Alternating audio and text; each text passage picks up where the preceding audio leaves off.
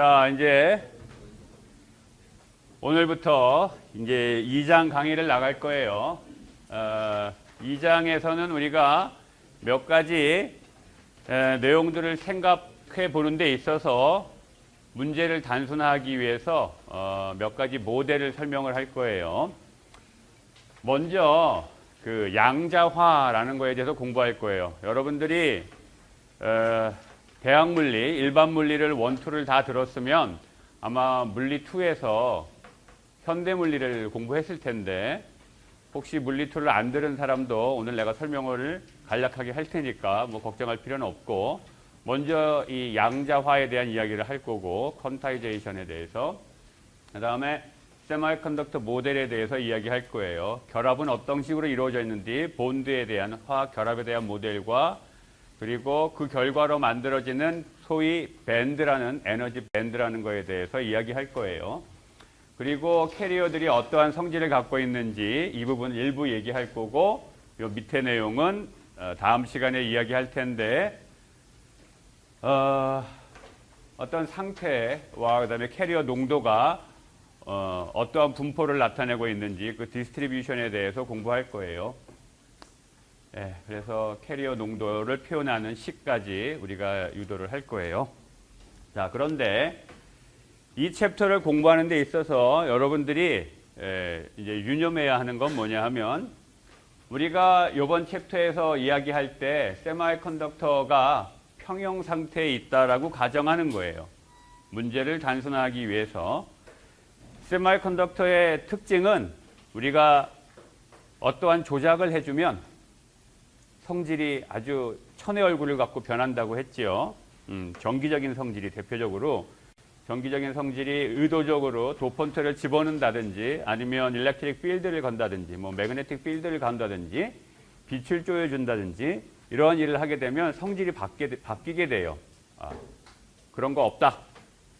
그런 거 없다라고 생각하는 거예요. 물론 뭐 빛을 쪼여줄 수는 있는데 빛의 파장이 바뀐다거나 인테인시티가 바뀌는 일이 벌어지고 있지 않다. 따라서 시간이 지나도 그 안에서의 벌어지는 일들은 변함이 없다. 시간에 따라서 변함이 없는 상태에 놓여 있다라는 가정하에서 우리가 이야기를 할 거예요. 이렇게 단순화시켜서 이야기하는 이유는 궁극적으로 우리가 소자에 대해서 생각할 거기 때문에 일렉트릭 필드, 포텐셜을 걸어주게 되면 어떻게 거동을 하게 되는지 뒤에 가서 이야기할 텐데, 소위 포텐셜을 걸어준다는 행위 자체가 이퀄리브리움을 깨트리는 행위예요. 그거를 퍼터베이션이라고 얘기하는데 교란이 일어나게 만드는 행위예요. 그래서 그런 것이 없는 상황, 교란이 일어나는 조작을 하지 않은 상황을 먼저 이해하면 그거를 레퍼런스로 해서 이거 대비 어떻게 됐는지를 우리가 이해하면 쉽기 때문에 이번 챕터는 이퀄리브리움을 가정을 해요. 자, 여기에서 우리가 지난 시간에 공부한 내용들을 한번, 중요한 숫자들, 이걸 외우라는 건 아니야, 이 숫자들을. 먼저 실리콘이 결정 구조에 있다. 어떠한 결정 구조였었죠? 다이아몬드 구조. 그리고 다이아몬드 구조는 FCC 구조가 4분의 1씩 이동을 해갖고 중첩되어 있는 모양이라고 했어요. 그때 격자 상수가 5.43 앵스트롱이었어. 대충 5옹스트롱이다 이렇게 생각합시다. 뭐 이 숫자 자체를 외울 필요는 없는데 그래도 기억을 해두면 뒤에 나오는 논의들을 하면서 여러분들이 어떤 계산 결과나 숫자가 나왔을 때 음미하기가 좋아요. 내가 항상 문제 풀 때 강조하는 게 뭐야? 답을 얻고 나면 음미하라고 하잖아. 그렇죠? 그 부분에 있어서 굉장히 유리해요. 실리콘 원자는 이 결정 격자 안에 들어가 있는 실리콘 원자들은 다 그 원자 번호가 몇 번이지? 실리콘 14번. 그래서 일렉트론이 14개죠. 일렉트론이 14개고. 그 다음에 그 단위 부피당 세제곱센티미터당 애톰의 개수가 5 곱하기 10의 22승계다라고 우리가 전에 계산을 했었어요. 그렇죠? 예제를 하나 계산을 했었어. 대충 아보가드로 수에 근접한 숫자의 원자가 있는 거예요. 이거를 기억해 둡시다. 자, 먼저 양자화에 대해서 이야기할 텐데 1900년대 초반에 와서 물리학, 피직스에서 아주 커다란 격변이 일어나요. 그동안 고전물리에서 갖고 있던, 그러니까 고전물리가 많이 발전하면서 사람들이 거의 모든 걸 다 이해했다고 생각했었거든요. 그런데 사람들이 이거 이상하다 하는 현상들, 고전물리로 설명이 안 되는 현상들이 발견이 돼요. 그래서 그거를 설명하기 위해서 소위 말해서 현대물리가 이제 나타나게 되는데, 그 현대물리의 핵심은 뭐냐 하면 에너지가 양자화되어 있다는 거예요. 어떤 경우에? 물론 모든 경우에 다 양자화되어 있는데 그게 두드러지게 나타나는 경우가 언제냐 하면 우리가 고찰하고 있는 입자의 질량이 아주 가벼워지면 그런 현상이 나타난다. 소위 양자화라는 것이. 이 양자화가 되면 어떤 일이 벌어지냐 하면 그 입자가 가질 수 있는 에너지가 아무 값이나 다 가질 수 있는 게 아니에요. 우리가 야구공을 던지면 빨리도 던질 수 있고 천천히도 던질 수 있고 모든 속도로 다 던질 수 있죠. 다른 말로 얘기하면 야구공의 카이네틱 에너지를 내가 던지는 속도에 따라서 다 조절할 수 있어요. 아무 값이나 다 갖게 할 수 있어. 하지만 전자는 그렇지 않아요. 입자가 아주 가벼워지면 그렇게 되지가 않아요. 전자가 얼마나 가볍죠? 무지하게 가벼워요. 원자 안에 핵이 있죠. 예. 원자 하나의 핵도 무지하게 가벼운데 그 핵보다도 핵하고 전자하고 비교하면 한 1800배 정도 차이가 나요. 핵에 비해서 전자의 질량은 대충 숫자는 정확하게 기억이 안 나지만 1830인가 뭐 그래요. 1830분의 1 정도 될 거예요. 어찌됐건 무지하게 가벼워. 이렇게 아주 가벼운 입자가 되게 되면 소위 말해서 양자화 현상이 나타난다라는 것이고, 이 양자화 현상을 처음 이제 도드라지게 나타났던 실험이 뭐냐 하면 여기 블랙바디 레디에이션, 흑체 복사라고 하는 건데, 어떤 블랙바디에서 나오는 빛이 모든 에너지를 다 갖고 있는 게 아니고 특정한 에너지의 빛만 나오더라라는 거예요. 이걸 굳이 또 블랙바디라고 부르는 이유는 사람 눈에는 안 보이는 빛이었기 때문에 그래요. 그래서 이 막스 플랑크라는 사람이 이게 에너지가 연속적인 값을 가질 수 있는 게 아니고 어떠한 불연속적인 값을 가져야만 된다. 그리고 그 불연속적으로 되는 이 현상을 그 양자화라고 이야기했어요. 그리고 이 양자화되어 있는 거를 결국은 이 포톤이라는 거 가지고 이제 이야기를 하고 있는 거예요. 여기서 퀀타라는 건 퀀텀, 양자의 복수 형태의 단어예요. 그래서 현대적으로 우리가 이해하고 있는 바에 의하면 에너지는 여기서 H가 플랭크 콘스탄트라는 건데 유니버셜 콘스탄트 중에 하나예요. 거기에다가 프리퀀시, 왜 갑자기 프리퀀시가 나와? 전자도 입자인데.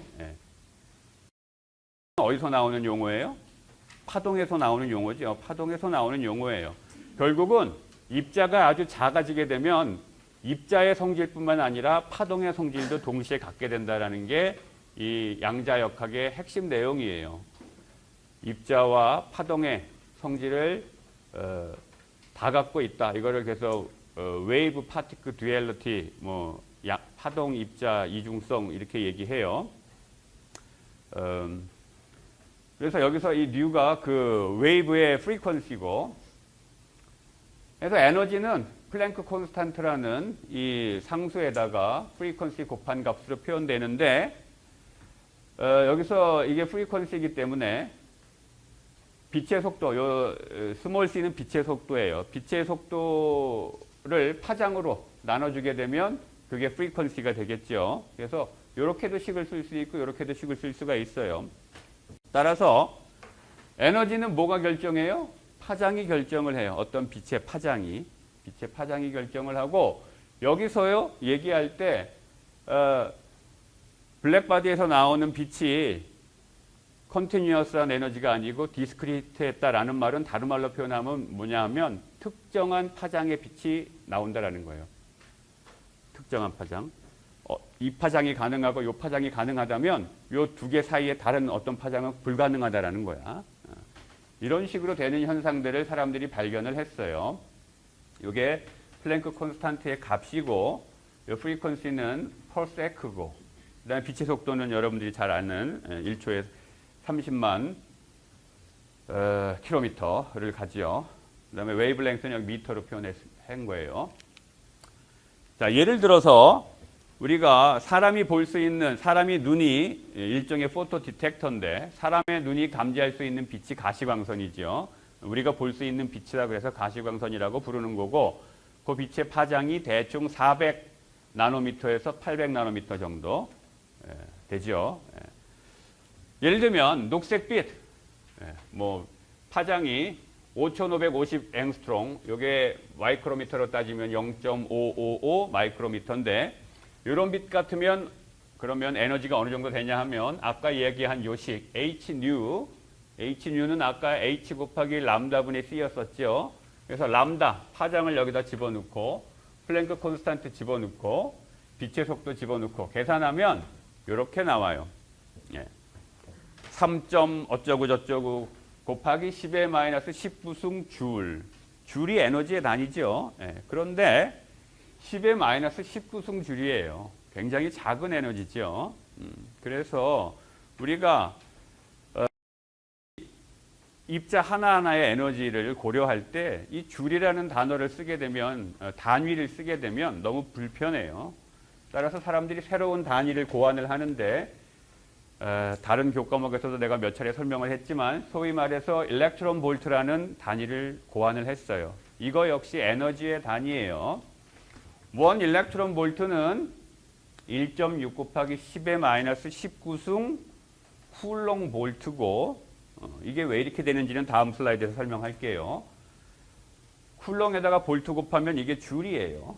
따라서 1.6 곱하기 10의 마이너스 19승 줄, 이게 1 일렉트론 볼트예요. 그러니까 굉장히 작은 에너지예요. 굉장히 작은 에너지. 그러면 일렉트론 볼트는 어떻게 정의되어 있는 것이냐 하면, 우리가 앞에서 얘기한 것처럼 파장이 5550 옹스트롱인 빛의 에너지가 이 정도라고 했는데, 이게 숫자가 너무 지저분해서 이제 일렉트론 볼트로 표현을 할 건데, 전자 하나가 전위차가 1볼트인 상태에 놓여 있어요. 이렇게. 그래서 전자는 음의 전하를 띠고 있죠. 따라서 이쪽 끝에 있다가 양쪽 끝에, 양쪽 전극에 전위차가 1볼트가 걸리게 되면 이 전자는 이쪽으로 달려가야 되지. 그러면서 가속이 될 거예요. 그랬을 때 여기에서 갖게 되는 에너지, 그 에너지가 1 일렉트론 볼트예요. 그러면 얘는 왜 가속이 돼? 얘가 차지를 띠고 있기 때문에 가속이 돼요. 그럼 전자 하나가 갖고 있는 차지는 얼마냐 하면, 전자 하나가 가지고 있는 차지, 이거를 다른 말로 뭐라고 불러요? 엘리멘터리 차지라고 부르는 거예요. 이것도 유니버셜 콘스탄트예요. 차지, 가장 작은 차지의 단위. 그게 여기 있네. 1.6 곱하기 10의 마이너스 19승 쿨롱이에요. 엘리멘터리 차지, 전자 하나가 갖고 있는 차지가 이 양이기 때문에 1.6 곱하기 10의 마이너스 19승 쿨롱이기 때문에 그만큼의 전하가 1볼트에 의해서 가속이 됐을 때 여기서 갖게 되는 에너지, 1볼트가 땡겨가지고 드립다 뛰어가서 갖게 되는 에너지, 그거예요. 따라서 우리가 이 녹색빛 파장이 5550 옹스트롱인 이 빛의 에너지를 일렉트론 볼트로 표현하려면 어떻게 하면 돼? 이 값을 1.6 곱하기 10의 마이너스 19승 줄 가지고 나눠주면 되겠죠. 그래서 결과적으로 2.23 일렉트론 볼트 이렇게 되는 거예요. 이렇게 얘기하면 훨씬 깔끔해 보이죠. 2.23 일렉트론 볼트 에너지. 그러니까 얼마만큼의 에너지야? 전자 하나가 1볼트에 의해서 가속돼서 갖는 에너지보다 대충 2.23배 큰 에너지다 이 말이에요. 일렉트론 볼트라는 건 그런 의미예요. 자, 그래서 여러분들이 요거를 기억을 해둬야 돼. 1 일렉트론 볼트는 1.6 곱하기 10의 마이너스 19승 줄인데, 이 에너지는 무지하게 작은 에너지고, 요와 같은 숫자가 나온 이유는 전자 하나가 갖고 있는 차지가 엘리멘터리 차지 1.6 곱하기 10의 마이너스 19승 쿨롱이기 때문에 그런 거예요. 자, 여기까지 혹시 질문?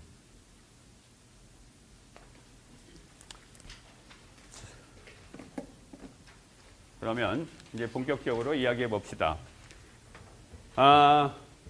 닐스 보어라는 현대 물리에 기여를 많이 한 그 물리학자가 있어요.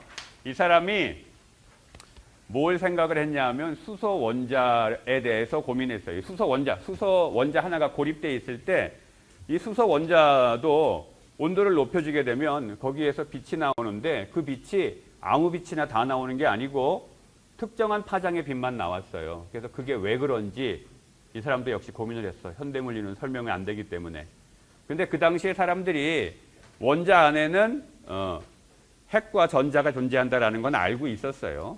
그래서 이 사람이 이 전자가 단순한 입자가 아니고 파동의 성격을 갖고 있다라고 가정을 했고 핵을 중심으로 전자가 돌고 있다. 궤도 운동을 한다. 마치 우주에서 지구가 태양 주위를 궤도 운동하는 것처럼 전자가 핵을 중심으로 궤도 운동을 한다.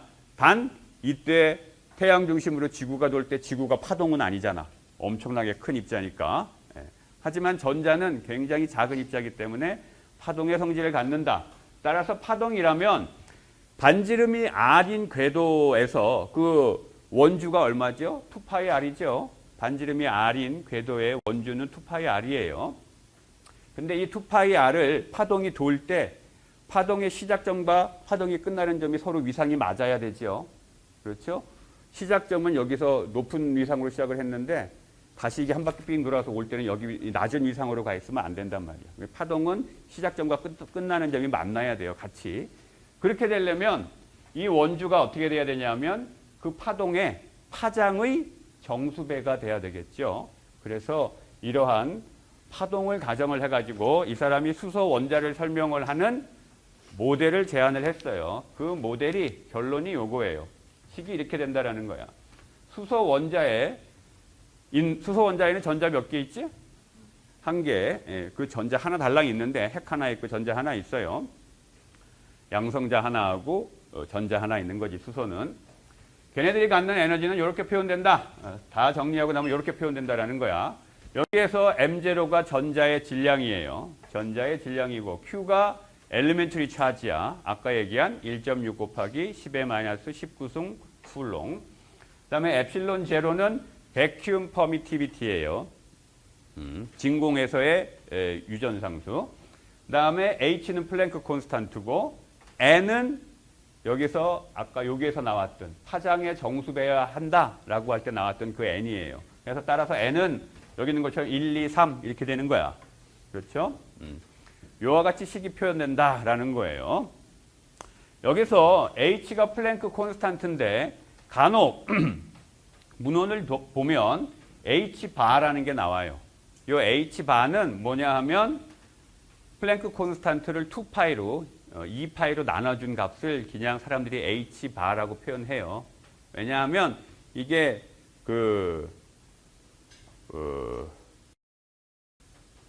빙글빙글 도는 운동을 하기 때문에 수학적으로 계산을 하다 보면 파이가 나오게 돼요. 궤도 운동을 하기 때문에 수학적으로 계산을 하게 되면 뭐 어떤 식들에서 2파이, 파이 이런 것들이 나오게 되기 때문에 플랭크 콘스탄트를 2파이로 나눠준 값을 물리하는 사람들은 H바라고 표현해요. 이거 별거 아니야. 그냥 상수예요. 자, 그러면 이 사람이 생각한 모델은 뭐냐 하면 결국은 여기서 봅시다. N값이 커지면 커질수록 에너지는 어떻게 돼? 어떤 값이 돼요? 여기 지금 앞에 마이너스가 있죠? 마이너스.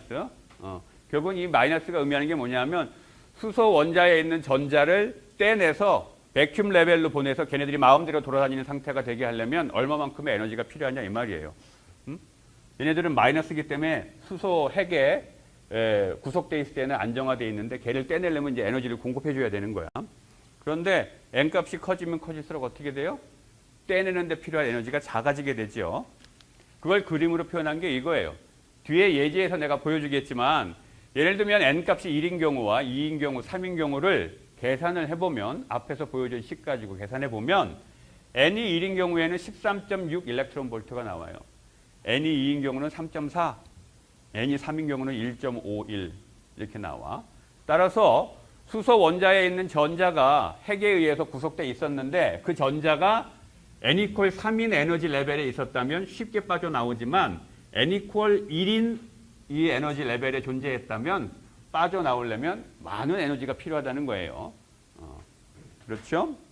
그리고 이 사이 값은 없어요. 여기는 에너지 상태가 없어. 따라서 특정한 에너지만 이 수소 원자에 의해서 흡수되고 또는 방출되고 하겠죠. 예, 수소 원자로 들어가고 나가고 하는 에너지는 그래서 퀀타이즈 돼 있다는 거예요. 양자화 돼 있다는 거예요. 이 값, 이 값, 이 값. 뭐 n이 4인 경우에는 더 작은 값이 나오겠지. 이런 식으로. 이게 양자화의 개념이에요.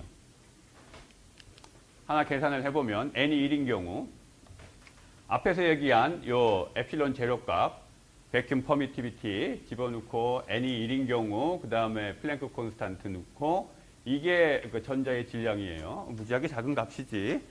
31승이야 마이너스. 그 다음에 엘리멘트리 차지 집어넣고 계산하면 줄로 이렇게 표현이 돼. 요거를 다시 그 일렉트론 볼트로 표현하면 이렇게 되고요. 이 값이 나와요. 마찬가지로 계산해 보면 n이 2인 경우에는 요 값이 나오고 n이 3인 경우에는 앞선 슬라이드에서 보여준 1점 몇 그 값이 나오게 돼요. 이와 같이 양자화 돼 있어요. 그런데 이거는 이제 보호가 제한한 아주 현대물리가 태동하던 그 초기에 보호가 제한된 거고 우리가 현대가적인 관점에서 그 양자수라는 퀀텀 넘버라는 걸 여러분들이 일반 물리 시간에 일반 화학 시간에 배웠죠. 그죠? 거기에서 보면 퀀텀 넘버는 네 가지가 있어. 보호 모델에는 퀀텀 넘버가 하나밖에 없어요. n이 1이냐, 2냐, 3이냐 이런 식으로. n, 퀀텀 넘버는 n밖에 없었지만 현대적으로 우리가 이해하고 있는 바로 전자가 가질 수 있는 에너지를 표현할 수 있는 퀀텀 넘버는 네 가지가 존재해요. 보호 모델은 지금 관점에서 보면 맞는 모델이 아니에요. 틀린 모델이야. 하지만 직관적으로 양자화의 개념을 설명하기에는 아주 좋은 모델이에요. 그래서 보여준 거야. 보호 모델에 의하면 전자가 가질 수 있는 에너지를 설명할 수 있는 퀀텀 넘버는 n밖에 없죠. n 하나밖에 없어. 하지만 실제에서는 퀀텀 넘버가 네 가지가 존재해요. 그래서 프린시플 퀀텀 넘버 n, 그다음에 이게 소위 말해서 여러분들이 고등학교 때 배운 K각, L각, M각, 화학 시간에 배운 그거고, 그다음에 서브시더리 퀀텀 넘버라 그래서 L이 있어요. L이 오비탈이 S냐, P냐, D냐, F냐 이걸 나타내는 거고, 그다음에 매그네틱 퀀텀 넘버. 그래서 매그네틱 퀀텀 넘버는 1, 3, 5 이런 것이 있죠. 그래서 S 오비탈은 방이 하나밖에 없다고 얘기하잖아. 그 방이 몇 개냐? 그게 매그네틱 퀀텀 넘버예요. S 오비탈은 방이 하나밖에 없다. P 오비탈은 방이 3개 있다. 이렇게 얘기하지. 이게 바로 매그네틱 퀀텀 넘버고, 마지막으로 스핀 퀀텀 넘버가 있어요. 스핀 퀀텀 넘버가 뭐야? 방 하나에 최대한 전자가 2개 들어갈 수 있는데 스핀 업으로 들어갈 수도 있고 스핀 다운으로 들어갈 수도 있고 두 가지가 있죠. 그래서 플러스 1 스핀 업, 마이너스 2분의 1 스핀 다운 이렇게 두 가지가 가능한 거야. 따라서 어떠한 원자 안에 있는 전자는 네 가지 퀀텀 넘버가 다 동일한 상태로 존재할 수가 없어요. 예를 들면 실리콘 안에 전자가 14개가 있는데 이 14개의 전자는 최소한 4개 중에 하나는 퀀텀 넘버가 달라야 돼. 네 가지 퀀텀 넘버가 다 동일한 상태의 전자가 2개가 동시에 안정한 상태에서 존재할 수가 없어요. 만약에 그런 게 존재한다면 그건 불안정한 상태예요. 어떤 게 그런 거야? 예를 들면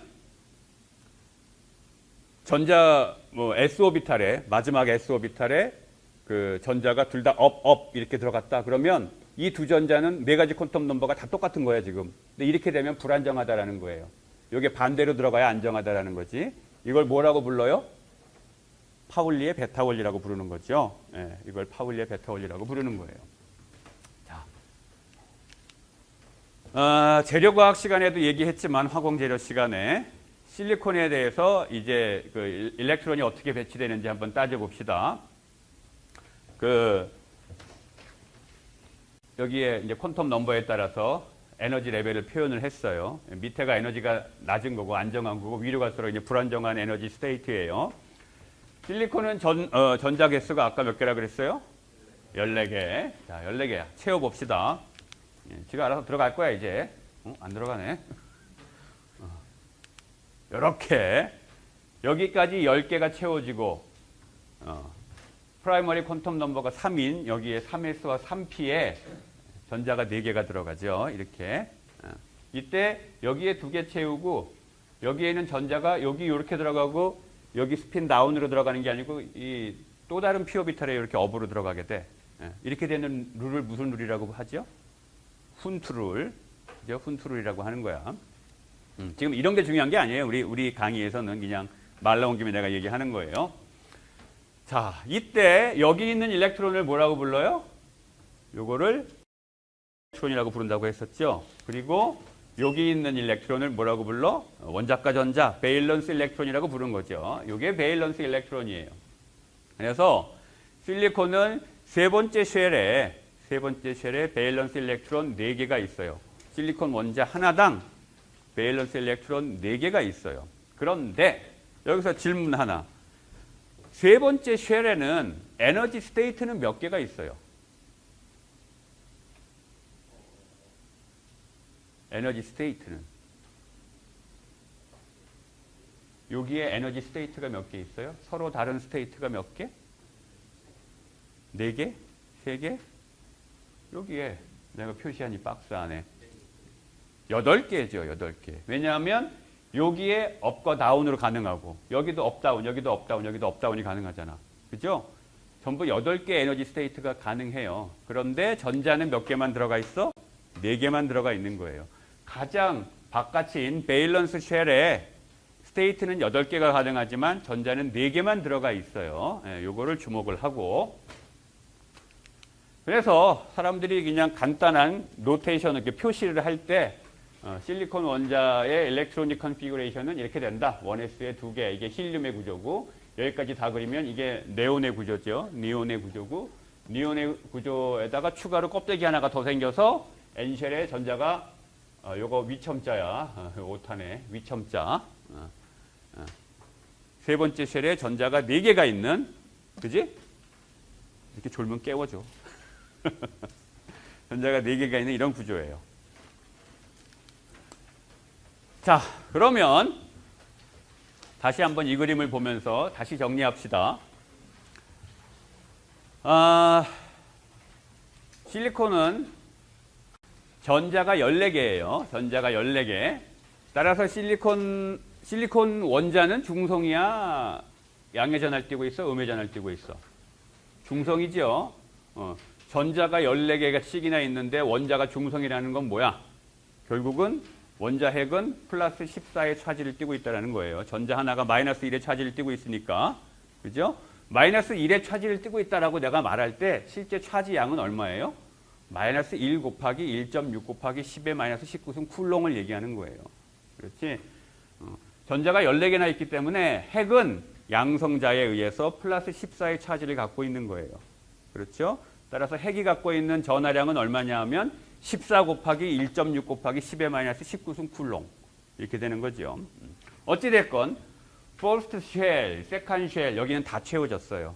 다 채워졌어. 그래서 여기 있는 전자 10개를 우리가 코어 일렉트론이라고 부르는 거고 얘네들은 핵에 굉장히 가까이 존재해요. 그래서 우리가 tight binding, 아주 강하게 결합되어 있다라고 얘기해요. 다른 말로 얘기하면 어지간한 조건에서 여기 있는 전자들이 밖으로 튀어나와가지고 전기적인 성질에 영향을 미치는 일은 없다라는 거예요. 얘네들은 실리콘의 전기적인 성질에 영향을 미치지 않아요. 하지만 세 번째 쉘, 여기는 전자가 4개밖에 없고, 게다가 지금 굉장히 멀리 있죠. 아까 보호 모델에서도 바깥으로 갈수록 에너지가 적은 에너지만 공급해줘도 전자가 빠져나갈 수 있었죠. 마찬가지로 얘네들도 쉽게 얘가 구속을 하고는 있지만 여러분들도 아마 저기 광장동에 부모님이 사시면 학교 근처에서 별짓 못하잖아. 그지? 근데 부모님이 한 상계동쯤 사시면 여기서 뭐 그래도 꽤 재밌는 일을 할 수 있죠. 근데 부모님이 뭐 광주나 뭐 울산 이런 데 계시면 좀 난리가 나지. 예. 딱 그거예요. 너무 멀어 부모님하고. 그러다 보니까 얘는 쉽게 딴짓을 해요. 그래서 이런 일렉트론을 뭐라고 하냐면 베일런스 일렉트론이라고 하는 거죠. 그래서 이 4개의 전자들은 베일런스 일렉트론이라고 부르고 물론 핵에 의해서 구속되어 있기는 하지만 그렇게 강하게 묶여 있지는 않아요. 강하게 구속되어 있지는 않고 그 다음에 아까도 얘기한 세 번째 쉘에는 에너지 스테이트는 8개가 있지만 그중에 절반만 채워져 있고 절반은 비어 있다라는 거예요. 자, 지금까지 얘기한 거는 실리콘 원자 하나가 고립되어 있을 때, 혼자 있을 때 얘기해요. 혼자. 진공 중에 실리콘 원자 하나가 달랑 있을 때. 그럴 때 얘기해요. 그런데 우리가 반도체 소자를 만드는 실리콘은 원자 하나가 아니잖아. 그게 몇 개가 모여야 돼? 아보가드로 수만큼. 5 곱하기 10의 22승계가 모여.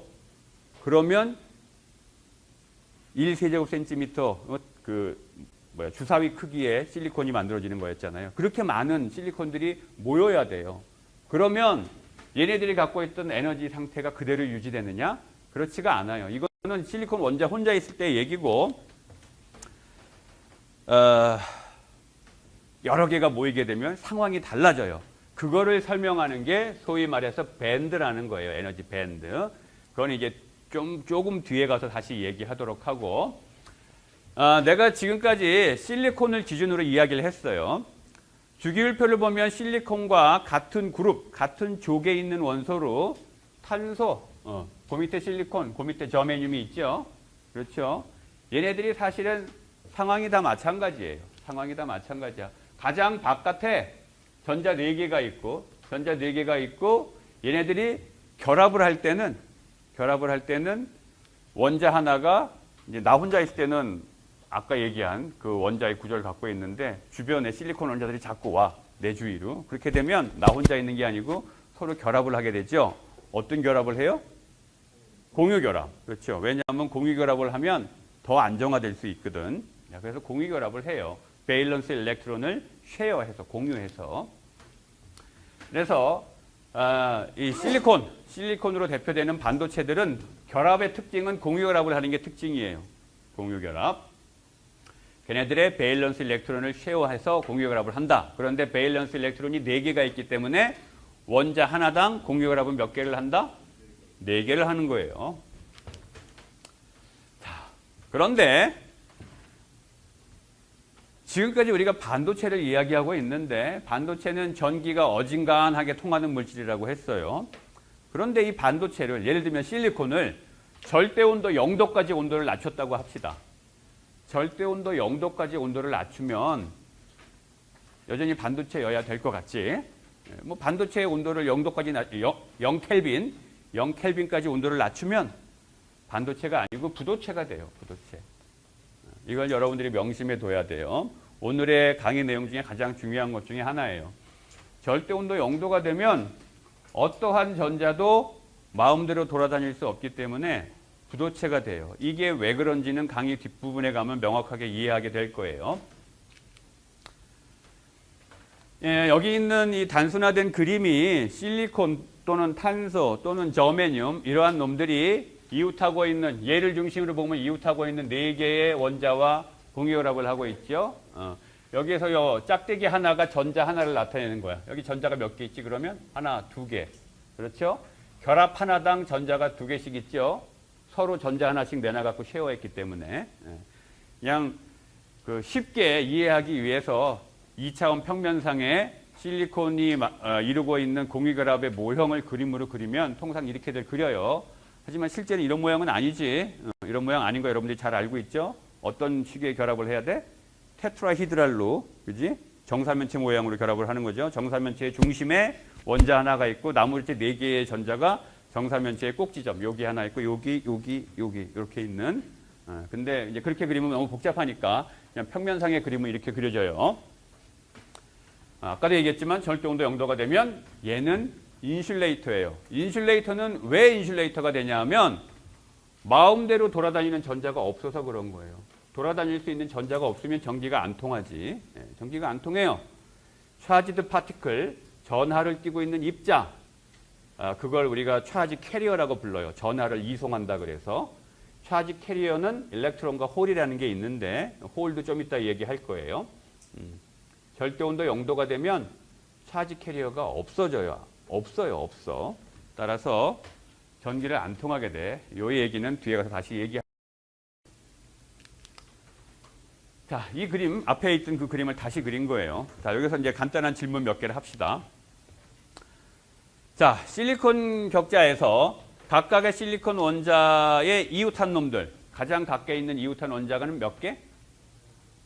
4개죠. 첫 번째 질문은 너무 쉽지. 두 번째 질문,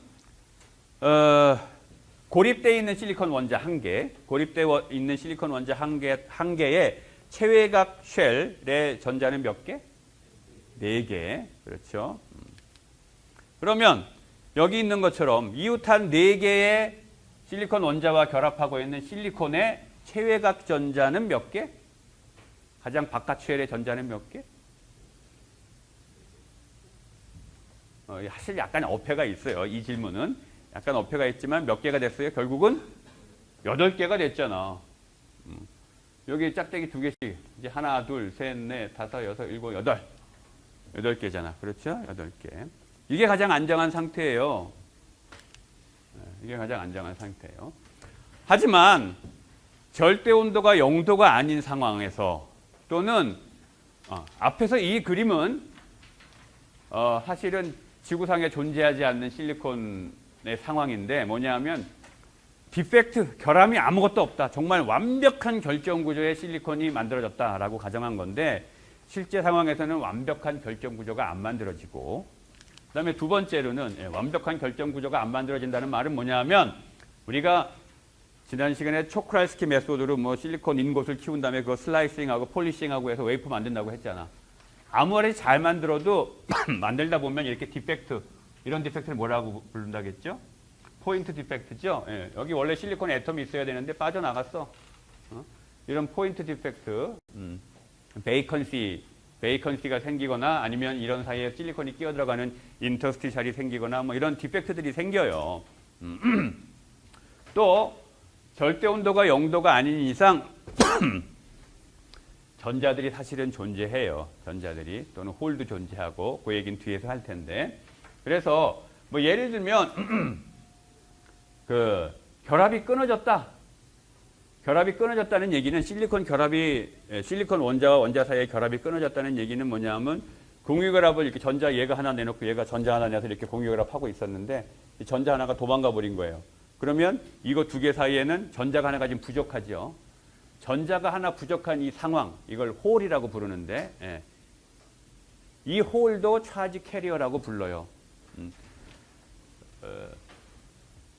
이 전자가 하나 부족한 이 홀, 결합이 끊어지게 되면 홀이 생기게 되죠. 그러니까 결합이 이렇게 결합을 하고 있다가 이 전자 하나가 도망갔어. 그러면 음의 전하를 띠고 있는 차지 캐리어가 하나 생긴 거고 반대로 여기는 전자가 하나 부족하니까 플러스 전하를 띠고 있겠죠. 그렇죠. 양의 전하를 띠고 있는 홀이 하나 생기는 거예요. 결합이 하나 끊어지게 되면 일렉트론 하나 생기고 홀 하나 생기죠. 양의 전하를 띠고 있는 차지 캐리어 하나와 음의 전하를 띠고 있는 차지 캐리어 하나가 생기게 돼요.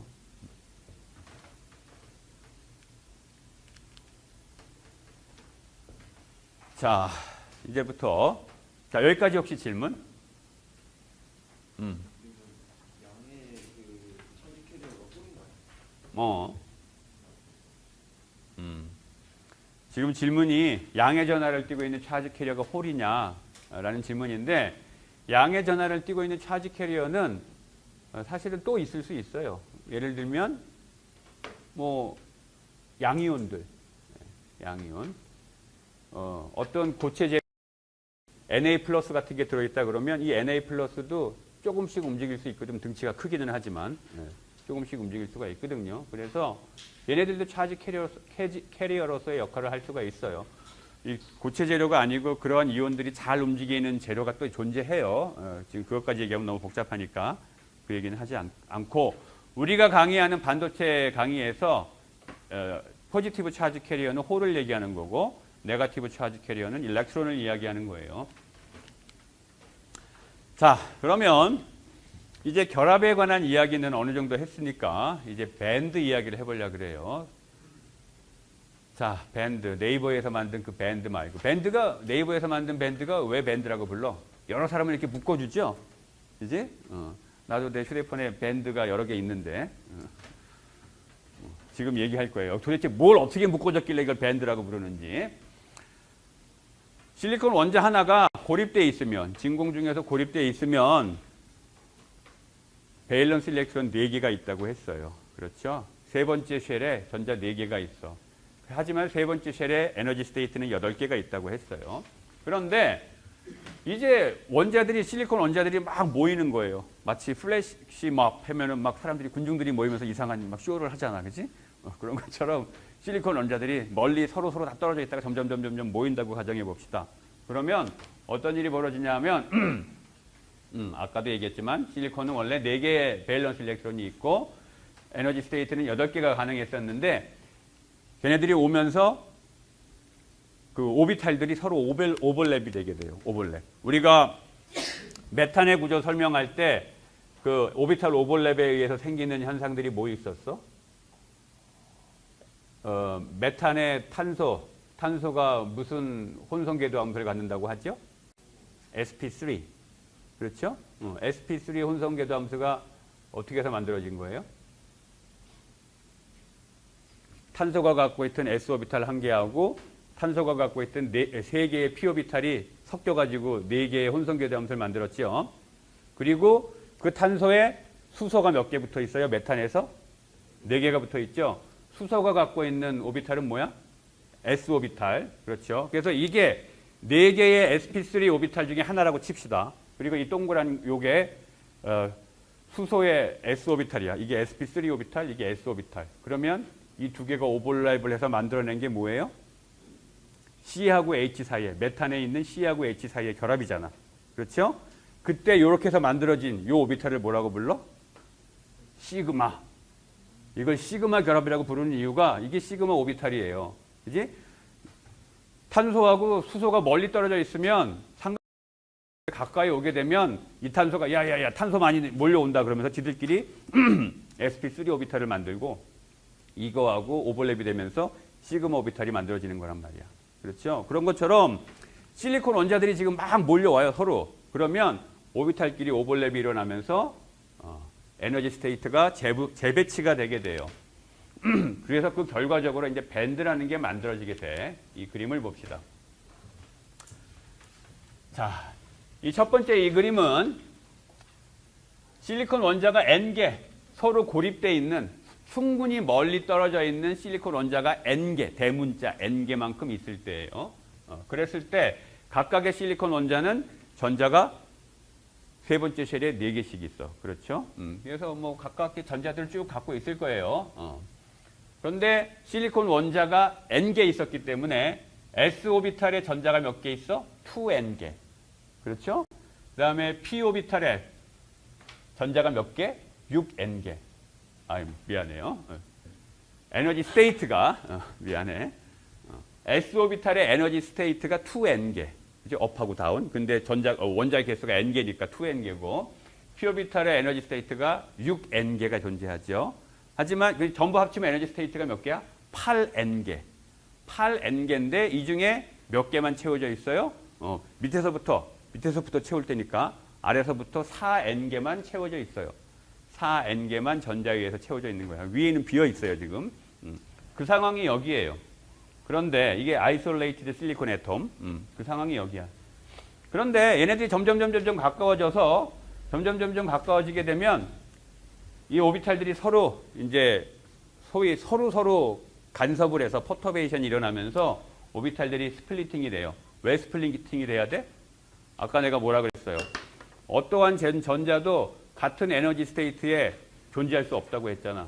그런데 1번에 3s 오비탈에 스핀 업으로 있는 놈, 2번 원자도 3s 오비탈에 스핀 업으로 있는 놈이 멀리 떨어져 있을 때는 얘도 3s의 스핀 업으로 있을 수 있고 얘도 3s의 스핀 업으로 있을 수 있어요.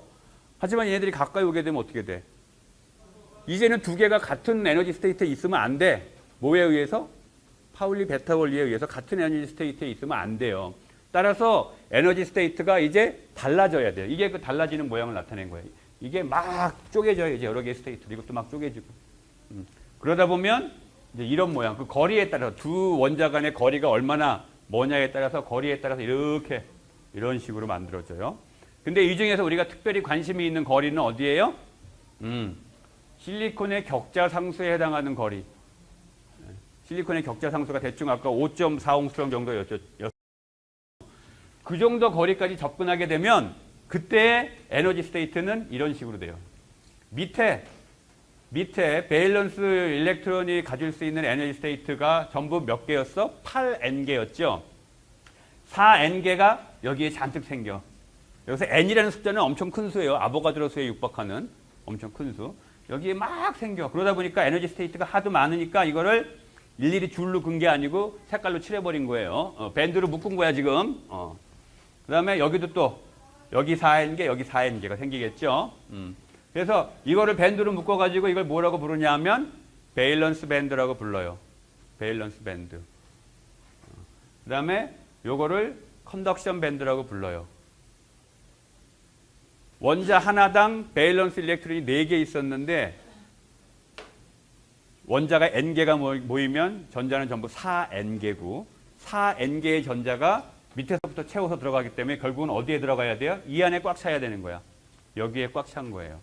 따라서 절대온도 0도에서는 여기 있는 소위 말해서 밸런스 밴드라는 거는 다 차 있고 전자에 의해서 여기 있는 컨덕션 밴드라는 거는 완전히 다 비어 있는 거예요. 여기는 꽉 찬 밸런스 밴드, 여기는 텅 비어 있는 컨덕션 밴드, 비어 있는 에너지 스테이트, 여기는 채워져 있는 에너지 스테이트예요. 이렇게 돼 버려요. 그리고 그림을 이렇게 그리면 너무 복잡하니까 사람들이 이거를 단순화시켜서 어떻게 그리냐면 이렇게 그려요. 이렇게. 요 부분을 딱 자르면 이런 식으로 여기를 이제 잘라가지고 여기 과장해서 그린 거야. 이렇게. 여기서부터 여기까지 밸런스 밴드가 존재한다. 여기서부터 여기까지 컨덕션 밴드가 존재한다. 라는 거야. 여기는 에너지 스테이트가 무지하게 많아요. 지금 4N개. 여기도 4N개가 있는 거야. 근데 여기는 꽉 차 있고 여기는 절대온도 영재에서는 여기는 다 차 있어요. 완벽하게. 여기 절대온도 영도에서는 완벽하게 다 비어 있어요. 그리고 여기 채워져 있는 밸런스 밴드의 제일 윗부분 여기를 EV라고 표현해요. EV. 이게 뭐의 약자냐 하면 밸런스 밴드 맥시멈의 약자예요. 그 다음에 비어있는 컨덕션 밴드의 제일 아래쪽 여기를 EC라고 표현해요. EC. 이게 컨덕션 밴드 미니멈 이에요. 따라서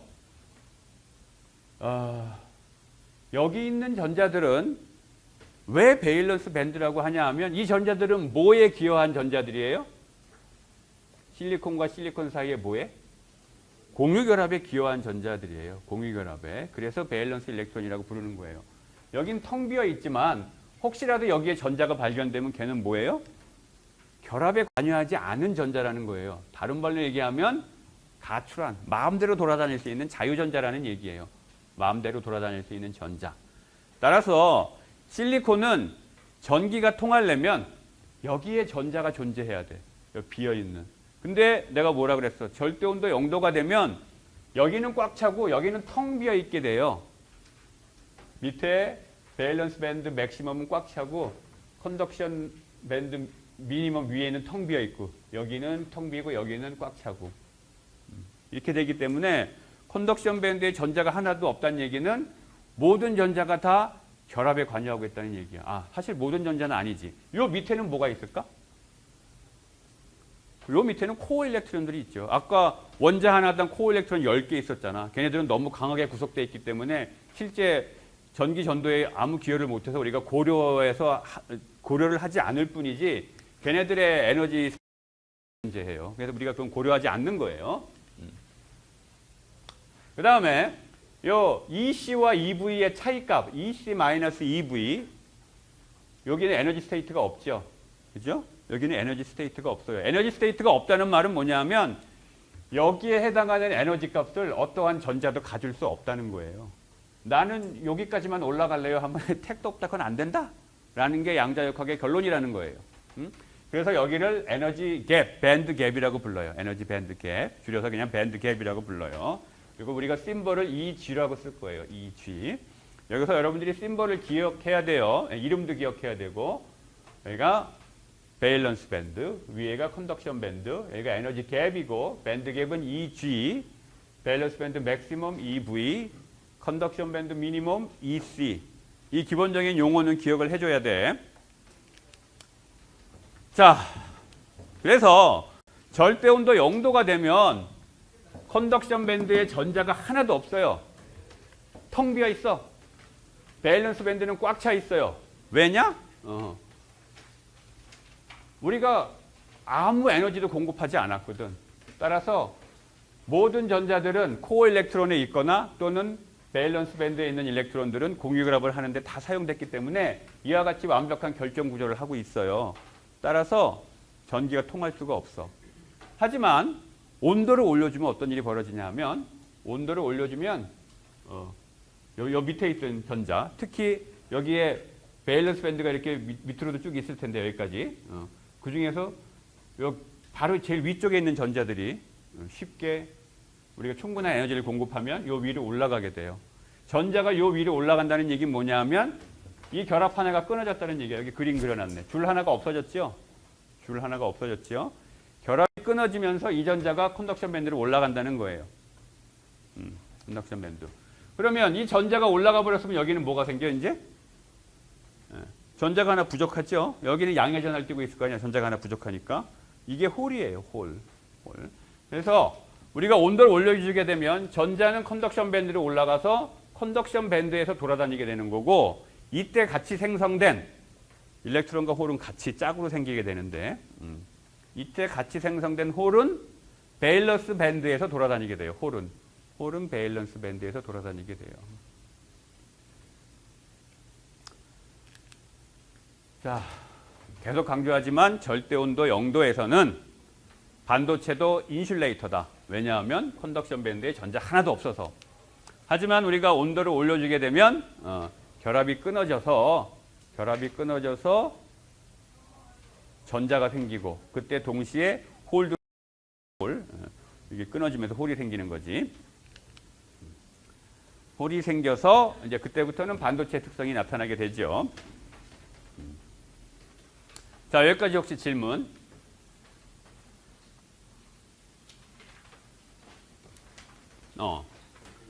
영도시에서 원래 완벽한 격자 없다면 영도시에서는 완벽한 격자 볼 수 있는. 영도시로 만들어도 우리가 실질적으로 사람이 이렇게 만들 수가 없어. 완벽한 결정 구조를. 왜냐하면 아보가드로수만큼 있는데 요 손톱만한 놈에 아보가드로수만큼 원자가 있는데 걔네들은 우리가 무슨 수로 완벽한 결정 구조에다 배열을 하겠니? 아마 무한대의 시간을 두고 하나하나 이렇게 갖다 쌓으면 할 수 있을 텐데 우리한테 무한대의 시간이 안 주어지니까. 자, 그러면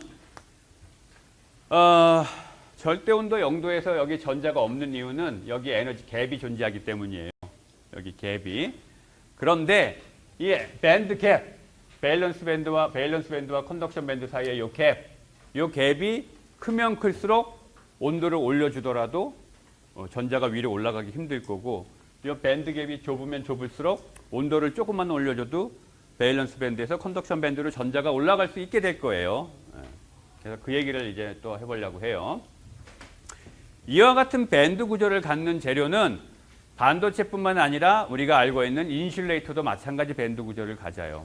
여기 있는 SiO2도 마찬가지로 밑에 밸런스 밴드, 위에 컨덕션 밴드 이런 구조를 가져.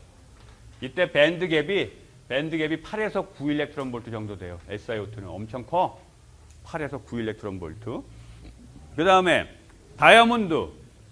다이아몬드는 실리콘하고 똑같은 결합 구조를 갖고 있다고 했죠. 똑같아요. 완전히. 원소만 바뀌었어. 따라서 양성자가 플러스 6이고 전자가 최외곽 전자가 전체 전자 개수가 6개 일 뿐이지 사실은 똑같아요.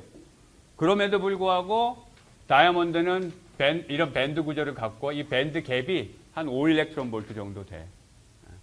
밴드 갭이 이렇게 크기 때문에 다이아몬드는 실리콘하고 똑같은 결정 구조를 갖고 있지만 반도체가 아니고 부도체인 거예요. 다이아몬드 반지에다가 이렇게 전기 통하려고 해봐. 전기 안 통해요. 전기 안 통해. 그런데 이 다이아몬드하고 동일한 결정 구조를 갖고 있는 실리콘 같은 경우에는 여기 밴드 갭이 얼마냐 하면 1.12 일렉트론 볼트예요. 요거에 한 5분의 1밖에 안 되지? 작아요, 작아. 그래서 얘는 어지간히 온도를 올려주면 요 위로 올라갈 수가 있어요. 전자들이 요 위로 얼마나 잘 올라가느냐? 요거를 우리가 다음 시간에 공부할 거예요. 그 다음에 저메늄은 더 작지? 실리콘의 반밖에 안 돼요. 0.6. 그 다음에 갈륨 아세나이드, 화합물 반도체의 대표적인 얘는 1.4. 이런 식으로 밴드 갭이 적당한 어지간한 값, 한 1에서 1 일렉트론 볼트 언저리, 그 언저리에 있는 애들이 주로 반도체들이에요. 근데 밴드갭이 이렇게 커버리면 밸런스 밴드, 컨덕션 밴드가 있고 밴드 갭도 존재하지만 얘네들은 부도체가 되는 거예요. 반면에 금속들은 밴드 갭이 없어요. 금속들은 금속 원자가 따로따로 있다가 막 몰려와서 모이다 보면 어떤 일이 벌어지냐 하면 이와 같이 밸런스 밴드와 컨덕션 밴드가 역전이 돼서 오버랩이 돼 있어요. 이거 보세요. 여기 밸런스 밴드 맥시멈, 이게 컨덕션 밴드 미니멈이에요. 이게 두 개가. 그죠? 이게 오버랩 돼 있는 거예요. 이게 밸런스 밴드고 이게 컨덕션 밴드면 이렇게 있어야 갭이 있을 텐데 이렇게 겹쳐버린 거예요. 따라서 여기 밸런스 밴드에 있던 일렉트론이 이 컨덕션 밴드로 마음대로 올라갈 수가 있죠. 그래서 전기를 잘 통하는 거예요. 또는 금속들은 예를 들면 이게 밸런스 밴드면 밸런스 밴드를 이 위에까지 꽉 다 채우는 게 아니고 여기까지만 채워. 이걸 partially filled 밴드라고 하는데 이렇게 오버랩이 되어 있는 밴드가 있기도 하고 금속에 따라서는 부분적으로 채워지기도 해요. 그러면 여기는 아예 비어 있고 이 밴드가 반도체라면은 절대 온도 0도에서 여기까지 다 차야 되는데 금속들은 부분적으로만 차. 그럼 여기는 빈 애들이 있는 거잖아. 그러니까 쉽게 올라가죠. 쉽게. 그리고 partially filled 밴드를 갖거나 overlapped 밴드를 갖기 때문에 금속은 전기가 잘 통하는 거야. 그리고 금속에서는 홀이 생기는 게 아니죠. 전자가 존재한다 그래서 홀이 있질 않죠. 금속은. 전자가 소위 말해서 금속 결합이라고 해가지고 각각의 밸런스 일렉트론들을 금속 원자들이 다 내놓은 다음에 그 전자들을 집단 전체가 두 원자 사이에 공유하는 게 아니고 집단 전체가 공유한다 그랬죠. 그래서 금속 화학 결합계의 커뮤니스트 공산주의자들이라고 내가 얘기했었지, 그지? 집단 농장처럼 밸런스 일렉트론 다 내놓은 다음에 집단이 다 공유해 버려요. 얘는 빨간 애들이에요 좀. 자, 여기까지 질문.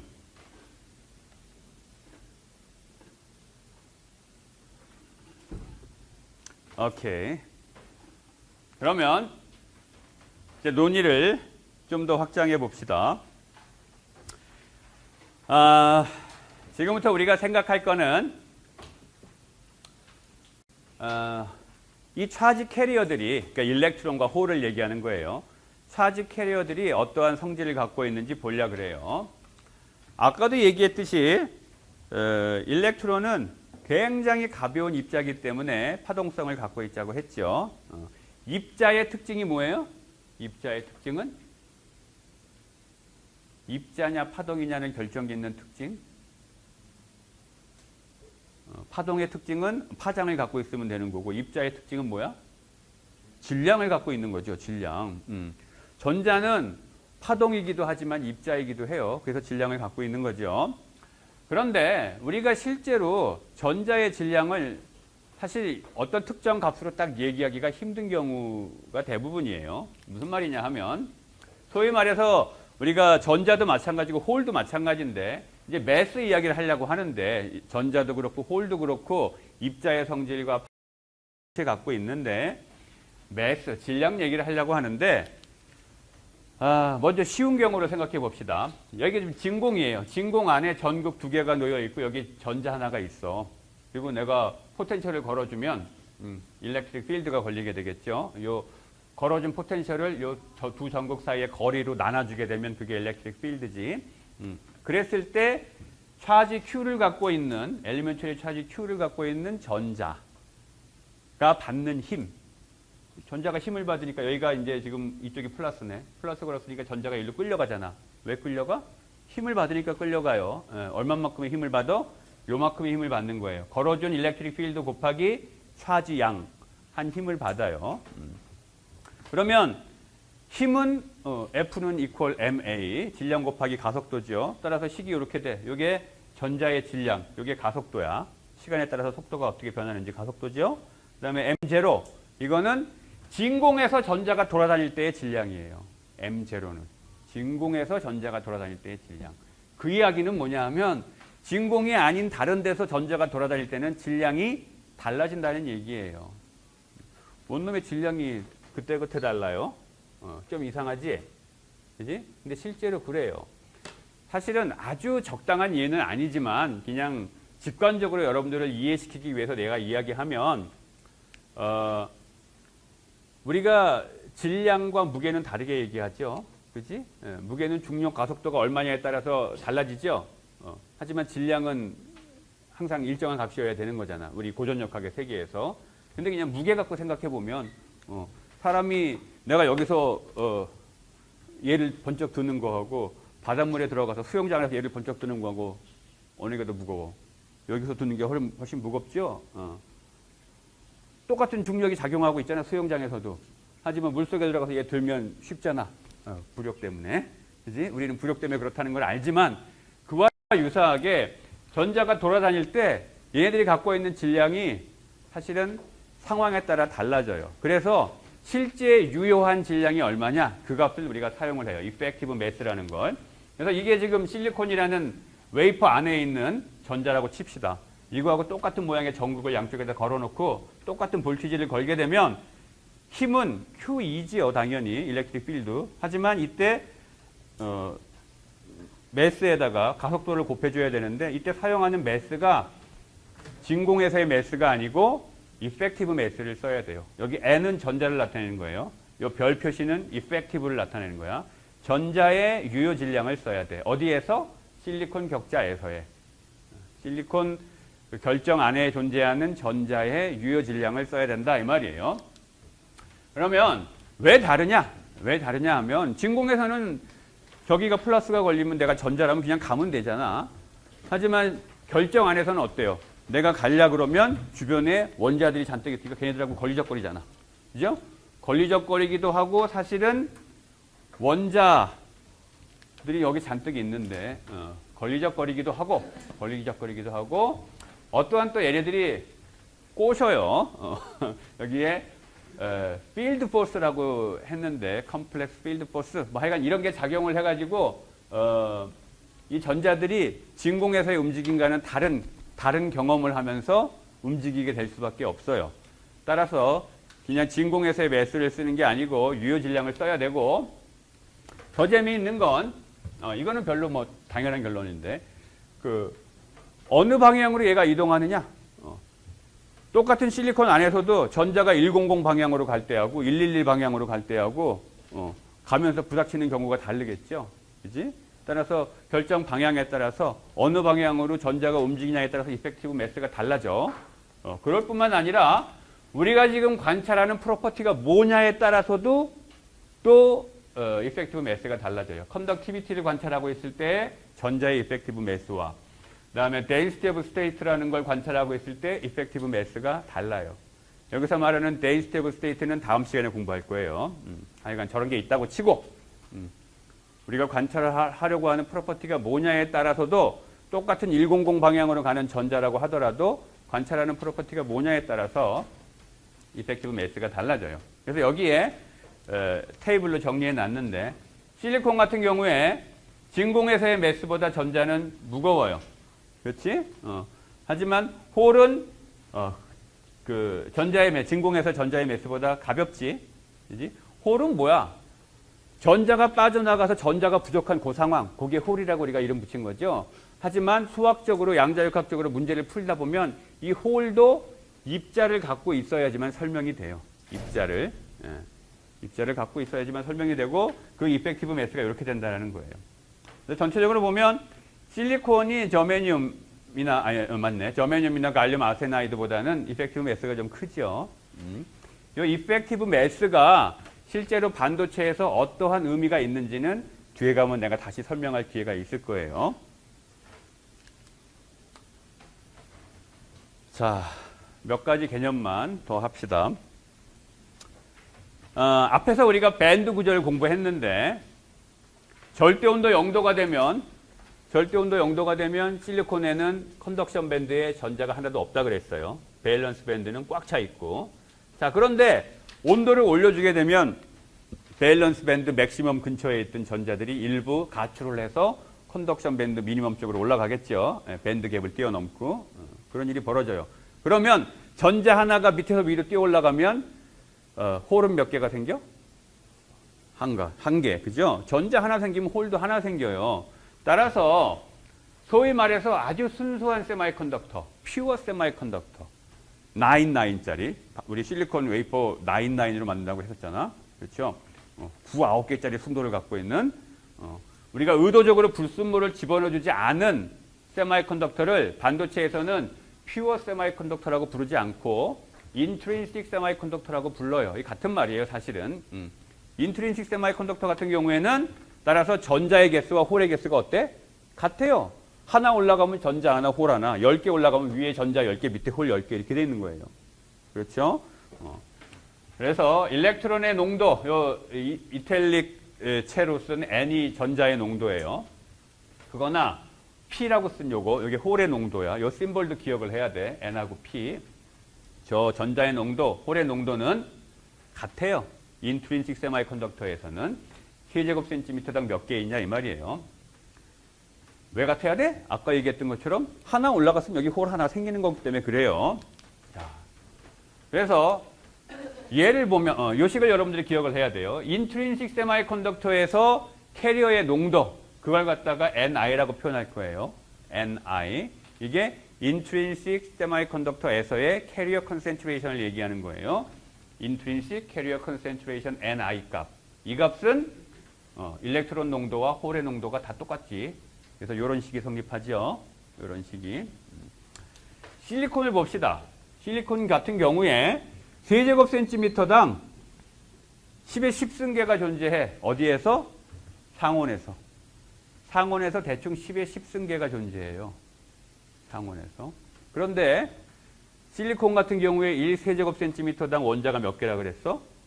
5 곱하기 10의 22승계. 결국은 뭔 말이야? 5 곱하기 10의 12승계당 1개.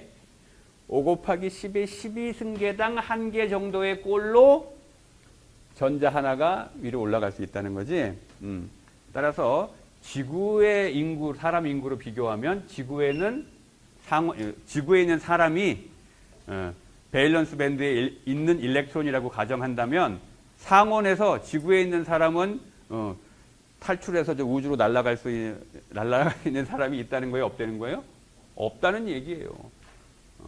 지구에 있는 전체 인구 인류 어느 누구도 지구를 떠나서 우주로 갈 수 없다? 라고 얘기하는 거 정도로 어려운 일이라는 거야. 상온에서 실리콘에 이렇게 없어요. 5 곱하기 10의 12승계당 1개 정도 있을까 말까 한 거예요. 그래서 퓨어 세마이컨덕터, 인트린식 세마이컨덕터라고 불러요. 반면에 갈륨 아세나이드나 저메늄 같은 경우 숫자가 좀 다르죠. 갈륨 아세나이드는 더 없어. 저메늄은 좀 더 있네. 근데 우리의 관심사는 실리콘만 가지고 일단 얘기합시다. 자, 방금 얘기했지? 그 실리콘 원자의 개수에 비해서 이 숫자가 어떤 거냐? 무지하게 작은 거죠. 그죠? 무지하게 작은 거예요. 그 다음에 0도씨에서 어떻게 되겠느냐? 0도씨에서 NA 값은 어떻게 될까? 0도씨란다. 0켈빈. 0켈빈에서 NI 값은 0이죠. 0이에요. 네. 자, 그런데 반도체를 이 상태로는 쓸 데가 없어요. 그래서 캐리어 컨센트레이션이 너무 낮아. 상온에서 10의 10승계밖에 없기 때문에 저거 저 상태로 끝이라면 반도체 강의 더 이상 할 게 없어. 저거 쓸모도 없고. 그런데 저거를 쓸모있게 만들기 위해서 사람들이 의도적으로 소위 불순물을 집어넣어요. 근데 이때 넣어주는 불순물은 우리가 불순물이라고도 부르지만 의도적으로 넣어주기 때문에 도펀트라고 불러요. 임퓨리티, 도펀트 같은 말이에요. 그런데 넣어주는 도펀트가 5족 원소를 넣어주기도 하고 3족 원소를 넣어주기도 해요. 5족 원소의 특징은 뭐예요? 밸런스 일렉트론이 몇 개? 5개. 3족 원소의 특징은 뭐예요? 밸런스 일렉트론이 3개. 그렇죠?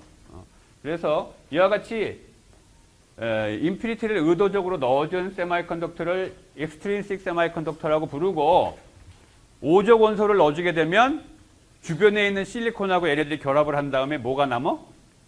전자가 하나 남죠? 네, 전자가 하나 남아요. 그래서 내가 실리콘에다가 포스포러스를 예를 들면 100개를 집어넣었다고 칩시다. 그러면 전자가 몇 개가 생긴 거야? 100개. 전자가 100개 생기는 동안 홀은 몇 개가 생겼어요? 홀은 0개. 그죠? 아까 인트린식 세마이컨덕터에서는 전자가 100개가 생기면 홀도 여기서 100개 생겨야 됐었잖아. 그런데 포스포러스를 도핑을 하게 되면 얘네들은 팔이 5개이기 때문에 주변에 있는 실리콘하고 결합하고 나면 팔 하나가 남아요. 전자가 하나가. 그래서 내가 넣어준 개수만큼 얘네들은 남는 전자들을 다 갖고 있는 거야. 그리고 이 전자는 쉽게 도망가요. 그렇기 때문에 내가 포스포러스를 100개 집어넣으면 전자도 100개가 생기는 거예요. 그리고 전자가 100개 생기는 동안 홀은 어떻게 돼? 하나도 안 생겨요. 따라서 얘를 넣어주게 되면 얘를 넣어준 반도체의 차지 캐리어는 뭐가 돼? 일렉트론이 되는 거예요. 이제 홀은 중요하지 않아. 일렉트론이 도미넌트하게 많기 때문에. 그래서 얘를 넣어준 반도체를 N-타입 세마이컨덕터라고 부르는 거예요. 얘네들을 넣어준 걸. 반대로 3적 원소를 집어넣게 되면 팔이 3개밖에 없어요. 옆에 있는 실리콘 4개하고 결합을 할 때 세 놈하고는 결합을 할 수 있는데 이쪽에 있는 애하고는 결합을 할 수가 없어. 따라서 얘하고 결합을 하려면 이놈 옆에 있는 놈한테 팔 하나 뺏어와야 돼. 그래서 결합을 해야 돼. 그러다 보면 홀이 저쪽에 가서 생기겠죠. 홀이 생기게 돼요. 따라서 내가 3적 원소를 100개 집어넣으면 홀이 100개가 생기는 거야. 이제 홀이. 홀이 100개 생기는 동안 일렉트론은 어떻게 돼? 하나도 안 생겨요. 인트린식 세마이컨덕터에 존재하던 일렉트론 그거 외에는 추가로 생긴 일렉트론은 없고 홀만 증가하는 거야. 따라서 얘네들을 집어넣어준 반도체를 우리가 P-타입 세마이컨덕터라고 부르는 거예요. 차지 캐리어가 포지티브이기 때문에, 홀이기 때문에. 자, 이 부분은 다 설명을 했고. 그래서 그림으로 얘기하면 포스포러스는 전자 하나가 남아서 이렇게 일렉트론이 돌아다니게 되고, 보론을 집어넣게 되면 팔이 3개밖에 없는데 얘하고 결합을 하려면 팔 하나 뺏어와야 되잖아. 그래서 여기 있던 전자가 일로 와야 되겠죠. 따라서 이쪽에 홀이 생겨요. 그리고 중요한 거는 여기 있던 포스포러스는 전자가 도망가고 나면 뭐가 되는 거예요? P 플러스 이온이 되는 거예요. 얘는 이온으로 존재해요. 얘도 마찬가지야. 얘가 주변에 있는 실리콘 4개하고 결합을 하고 나면 얘도 뭐가 돼? 마이너스 이온이 돼. 그죠? 그래서 N-타입 세마이컨덕터에서 집어넣어준 도펀트는 양이온이 되고 P-타입 세마이컨덕터에서 집어넣어준 도펀트는 음이온이 되는 거예요. 자, 그러면 내가 아까 도펀트를 집어넣으면 넣어주는 개수만큼 100개 집어넣으면 100개의 전자가 생기거나 또는 100개의 홀이 생기거나 한다고 했는데 왜 그런지 따져봅시다. 우리가 앞에서 보호의 모델을 공부했죠. 보호 모델에서 요식 가지고 수소 원자 안에 존재하는 전자를 떼낼 때 필요한 에너지 우리가 그거 계산했었잖아. 이 비슷한 모델을 가지고 우리가 포스포러스가 이게 좀 실리콘이에요. 실리콘 격자 안에 포스포러스가 있는데 이 포스포러스의 5개의 전자 중에 결합 안 한 그 하나의 전자, 결합 안 하고 놀고 있는 그 하나의 전자가 정말로 쉽게 떨어져 나와갖고 마음대로 돌아다닐 수 있는지 따져보려고 그래요.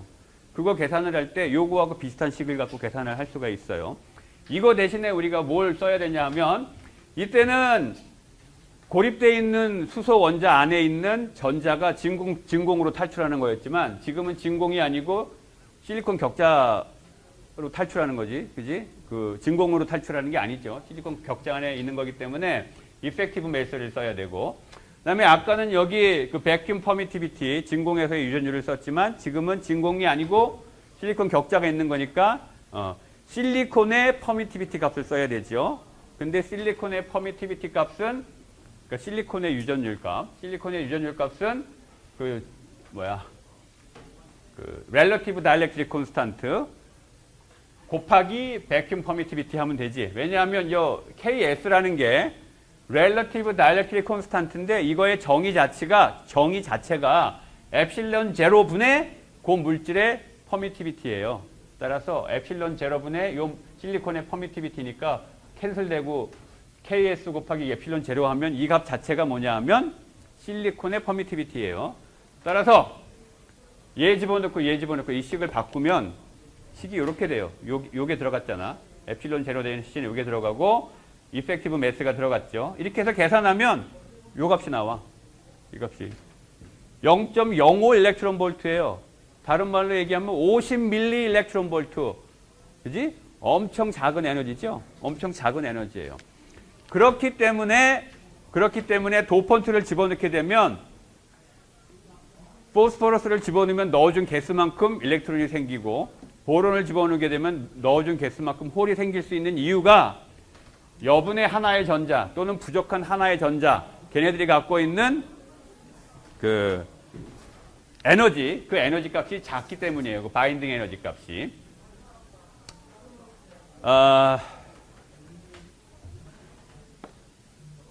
여기서 일단 끝냅시다.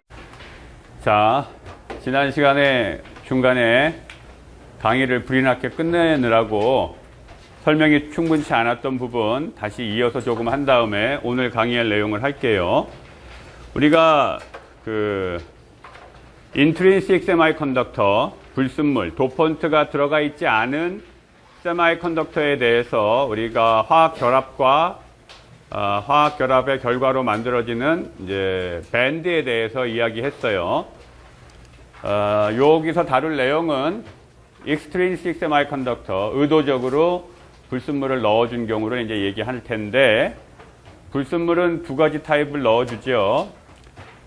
여기 있는 것처럼 5족 원소를 넣어주기도 하고 3족 원소를 넣어주기도 하는데, 여러분들이 잘 아는 것처럼 실리콘은 밸런스 일렉트론이 4개고 그리고 원자 하나당 체외각의 전자 4개 있지만 에너지 스테이트는 8개라고 했었어요. 원자 하나당.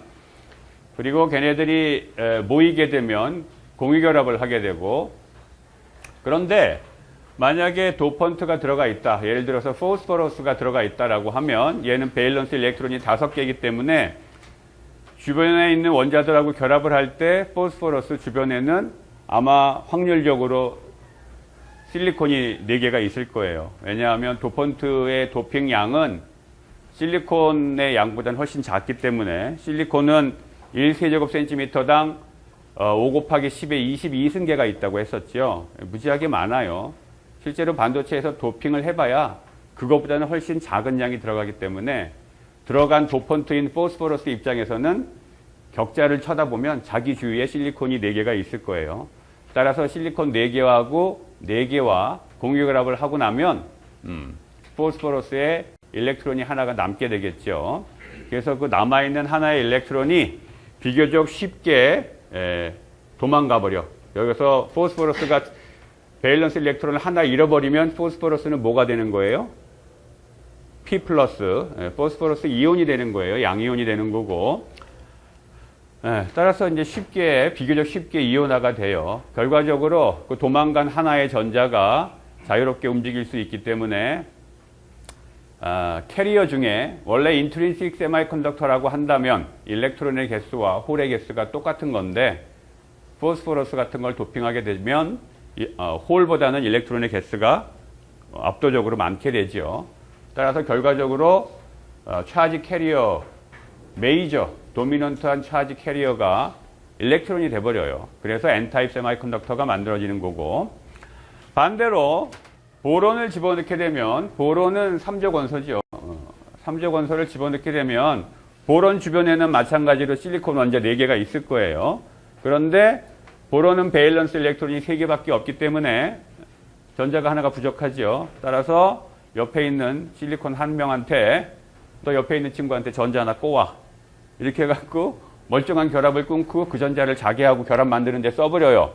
그러면 그 옆에 있던 실리콘하고 바로 옆에 있던 실리콘하고의 얘네들 사이의 결합은 하나 망가져 버렸죠. 그리고 거기에 전자가 하나 부족한 상태가 돼버려요. 그게 바로 홀이죠.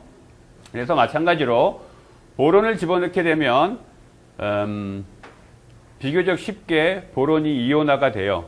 다시 말하면 보론이 전자를 받아서 보론은 B-가 되고, 그 인근에 있는 실리콘이 전자를 뺏겼기 때문에 거기에 홀이 생성되게 되지요. 따라서 이 경우에는 반대로 도미넌트한 메이저 차지 캐리어가 홀이 돼버려요. 전자가 부족한 상태. 그 홀이 돼버리고, 따라서 포지티브 차지 캐리어가 이기 때문에 우리가 P타입 세마이컨덕터라고 부르지요. 자, 지금 설명한 내용이 여기에 적혀 있고, 그러면 내가 지금 이 슬라이드에서 얘기할 때 보론도 그렇고 포스포러스도 그렇고, 포스포러스는 전자를 잃어버리고 보론은 전자를 얻는다고 했어요. 결국은 보론은 그 옆에 하고 그 옆에 있는 실리콘이 바로 이 옆일지 아니면 더 멀리서 올지는 모르겠어요. 그건 뭐 지들 마음대로인데 하여간 저쪽에 홀이 생기고 내가 어거지로 내가 보론이라면 옆에 있는 실리콘하고 부족한 전자 하나를 채워가지고 결합을 만들 거란 말이야. 따라서 나는 B-가 되겠죠. 그러면 포스포러스든 보론이든 포스포러스 갖고 설명을 합시다. 포스포러스의 그 5번째 전자, 걔가 얼마나 쉽게 이온화되는지, 다시 말하면 그 전자 하나가 도망가는지, 가출을 하는지, 그거를 생각해 보려고 그래요. 요건 요 다음 슬라이드에 나오네, 그거는. 이거는 그냥 여러분들한테 시각적으로 보여주기 위해서 그린 거예요. 포스포러스가 있으면 얘는 양이온이 됐고 전자 하나가 도망갔지요. 그 다음에 보론이 있으면 전자 하나가 부족한데 꼬았어. 여기서 꼬아가지고 여기는 홀이 돼버렸고 여기는 결합 4개를 제대로 했죠. 그래서 얘는 B-가 된 거고 이쪽에 홀이 생성됐어요. 이 홀은 마음대로 돌아다녀요. 이 일렉트론도 마음대로 돌아다녀요. 근데 이 마음대로 돌아다니려면 얘네들이 가출을 했다는 얘기야. 더 이상 핵에 구속되어 있지 않다는 얘기예요. 얼마나 얘네들이 쉽게 이온화되는지 봅시다.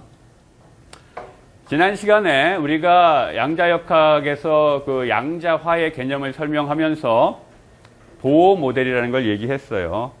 닐스 보어가 마치 전자가 태양계에서 지구가 태양 주위를 도는 것처럼 궤도 운동한다고 생각하고 간단한 보어 모델을 제안했다고 했지요. 그 보어 모델에 의하면 수소 원자에 있는 전자가 가장 안정한 상태에 있는 전자, 수소 원자에 핵 하나하고 전자 하나가 있는데 이 전자가 가장 안정한 에너지 상태에 있을 때 얘를 바깥으로 떼내려면 얼마만큼의 에너지가 필요하냐면 이만큼의 에너지가 필요했었어요. 13.6 일렉트론 볼트. 꽤 큰 에너지예요. 그리고 계산식은 이렇게 됐었어요. 마찬가지로 이번에는 격자 안에 공유결합을 하고 있는 포스포러스에 대해서 마지막 5번째 전자가 도망가려면 얼마만큼의 에너지가 필요한지 계산해 보려고 해요. 그런데 이 계산은 보어 모델을 사용하면 대충 approximation에서 우리가 계산해 볼 수 있다는 말이에요. 이 경우에는 수소 원자가 전자 하나를 갖고 있었고 그게 그 전자가 진공중으로 백큐으로 도망가는데 필요한 에너지가 이만큼이었어. 가장 낮은 에너지 상태에서 백큐 레벨까지 도망가는데 필요한 에너지가 이만큼이었어요. 그런데 포스포러스에 있는 5번째 전자는 이 포스포러스에 구속되어 있는데 이때 얘네들이 도망간다고 해서 백큐으로 도망가는 건 아니에요. 지금 실리콘 격자 안에서 돌아다니게 되겠죠. 따라서 두 가지가 달라져요. 이 계산식에서 두 가지가 달라져. 첫 번째는 그 전자의 매스가 달라져요. 지난 시간에 이펙티브 매스 이야기했죠. 이 M0는 진공 중에서 일렉트론의 매스예요. 그런데 실리콘 격자에서 돌아다닐 때 얘네들의 이펙티브 매스가 Mn 스타고 지난 시간에 요 숫자와 요 숫자의 비율을 테이블로 보여줬었어요. 실리콘에 대해서 전자의 이펙티브 매스, 홀의 이펙티브 매스가 진공 상태에 비해서 얼마나 다른지 그거를 테이블로 보여줬었어요. 다시 보여주진 않을 거고. 그 다음에 여기 계산해 보면 유전율, 퍼미티비티, 백큐um 퍼미티비티가 나오죠. 이 백큐um 퍼미티비티 대신에 우리가 실리콘의 퍼미티비티를 집어넣어야 돼요. 왜냐하면 여기서는 진공으로 도망가는 거지만 여기는 실리콘 격자로 가버리는 거거든. 그죠? 실리콘 매질 안에서 움직이는 거잖아. 따라서 이 퍼미티비티 값을 실리콘의 값을 써줘야 되는데 이때 우리가 뭘 사용하냐 하면 소위 말해서 유전상수라고 불리는 K 값을 써요. 여기 KS라고 이 책에서는 유전상수의 기호를 KS를 썼는데 대문자 KS를 뭐 어떤 책은 소문자 K라고 쓰기도 하고 어떤 책은 그냥 엡실론 제로를 빼고 엡실론이라고 쓰기도 해요. 예를 들어서 실리콘의 유전상수는 11.8이에요. 이 이야기는 뭐냐 하면 이 슬라이드가 내가 수정한 최신 버전이 아니네. 여기 무슨 말이냐 하면 유전상수라는 건 결국 이거예요. 여기다 적을게요. 이거를 뭐 K라고 쓰기도 하고, 어떤 사람은 스몰 K라고 쓰기도 하고, 어떤 사람은 엡실론이라고 쓰기도 해요. 보통 이렇게 쓸 때는 다이엘렉트릭 콘스탄트라고 부르고, 이렇게 쓸 때는 퍼미티비티라고 불러요. 이거는 요건 잘못됐네. 요게 어떻게 정의되냐 하면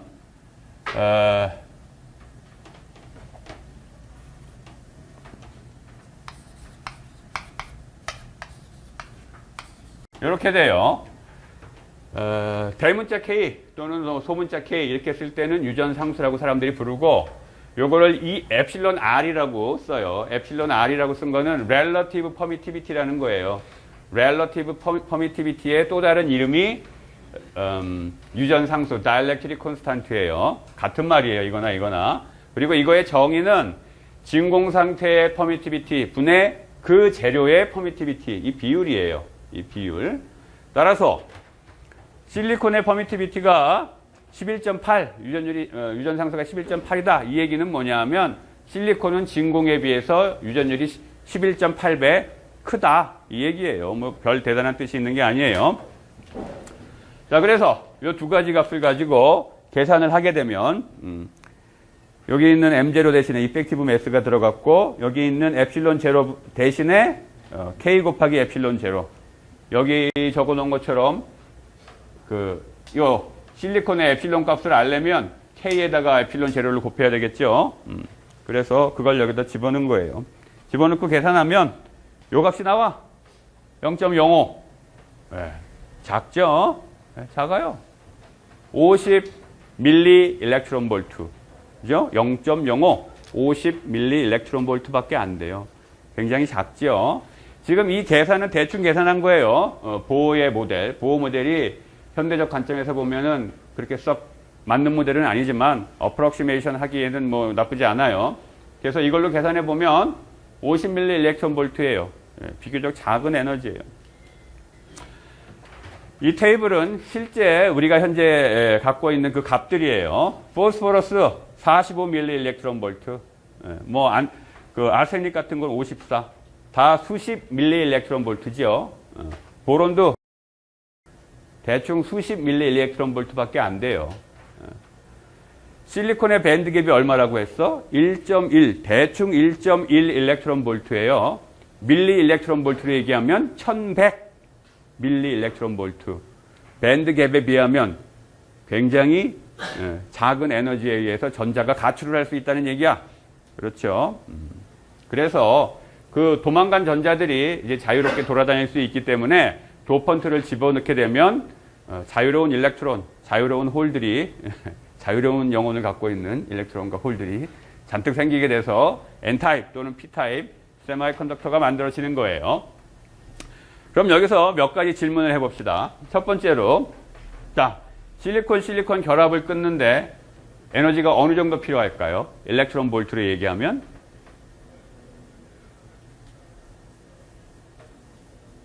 지금까지 강의를 들었고 어느 정도 쫓아왔다면 여러분들이 추측할 수 있어야 돼. 실리콘 결합을 끊는다는 얘기는 뭐야? 공유결합이 망가지고 그 전자가 도망가는 거예요. 그러려면 얼마큼의 에너지가 필요할까요? 일렉트론 볼트로 얘기하면 얼마?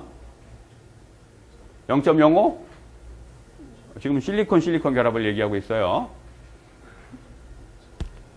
얼마? 밴드 갭이 얼마지 실리콘이? 1.1이죠. 1.1 일렉트론 볼트. 그만큼의 에너지가 필요한 거예요.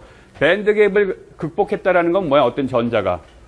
베일런스 밴드에 있는 전자가 밴드 갭을 극복하고 컨덕션 밴드로 갔다는 얘기는 얘는 더 이상 공유결합을 안 하고 가출했다는 얘기예요. 바로 그 결합 끊어졌다는 얘기예요. 그래서 얼추 대충 1.1 일렉트론 볼트 정도가 필요한 거예요. 1100 밀리 일렉트론 볼트. 그죠? 꽤 큰 에너지가 필요해요. 그런데 두 번째 질문. 아세닉, 여기 있는 뭐 포스포러스 대신에 아세닉 같은 경우에 다섯 번째 전자, 걔가 가출하는 데 필요한 에너지는 얼마? 54네. 54 밀리 일렉트론 볼트. 이거밖에 안 돼요. 아까 실리콘 결합 끊을 그 전자가 도망가려면 1100 밀리 일렉트론 볼트였는데 지금은 54. 이렇게 작은 거예요. 그래서 쉽게 우리가 도펀트를 집어넣으면 일렉트론이나 홀이 생기게 된다. 이 이야기예요. 그 다음에 보론 주변에 있는 실리콘 결합이 끊어지는데 필요한 에너지는 얼마나 될까? 이게 끊어지면 뭐가 생기는 거예요, 지금? 홀이 생기는 거죠. 이 값은 얼마예요? 여기 적혀 있지? 45. 정상적인 실리콘 결합은 1100mV 필요한데, 옆에 나쁜 이웃이 살게 되면, 이웃을 잘 만나야 돼요, 그래서.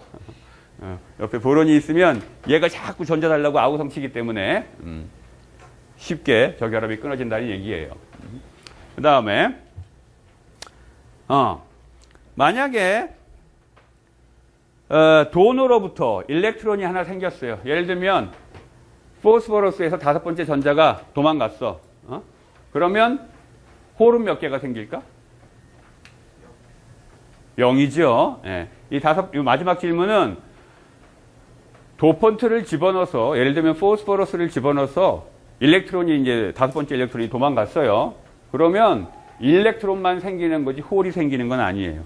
그렇죠. 그래서 여러분들이 인트린식 세마이컨덕터와 익스트린식 세마이컨덕터를 구분해야 되는 게 인트린식 세마이컨덕터에서는 밸런스 밴드에서 컨덕션 밴드로 전자들이 올라가면 밑에 홀이 그 개수만큼 생기죠.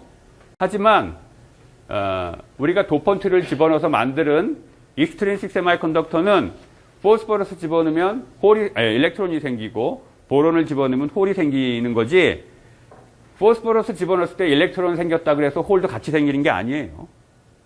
일방적으로 일렉트론만 생기는 거예요.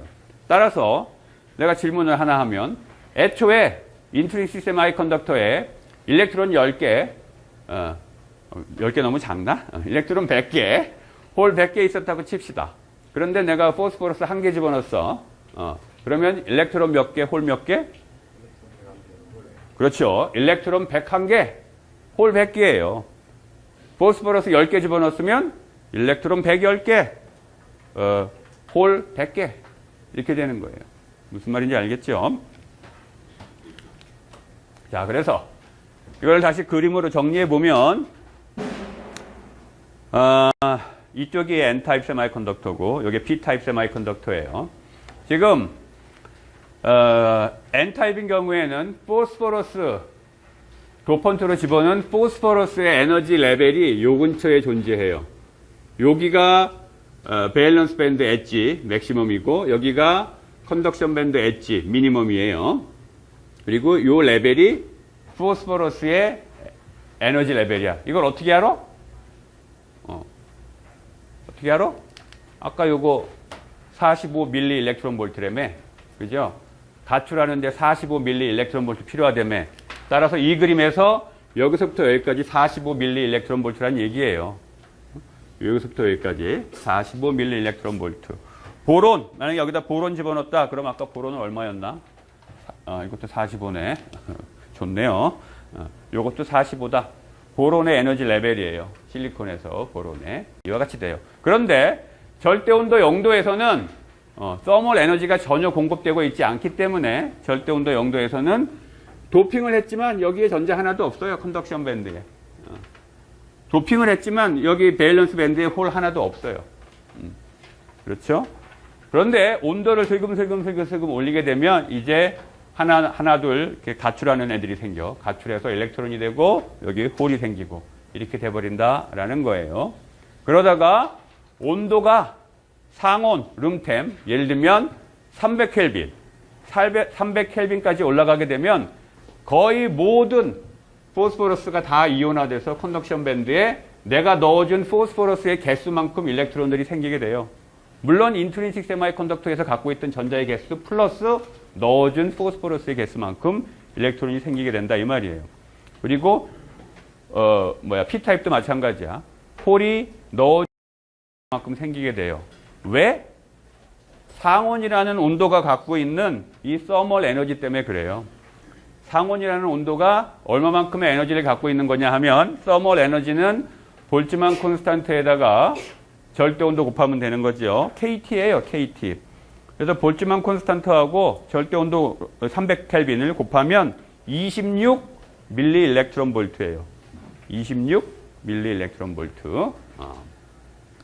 그런데 여기서 한 가지 이제 질문이 의문점이 남아. 의문점. 최신 버전이 아니네. 의문점이 하나 남아요. 요것도 45래매. 요것도 45. 요거 45야. 요것도 45고.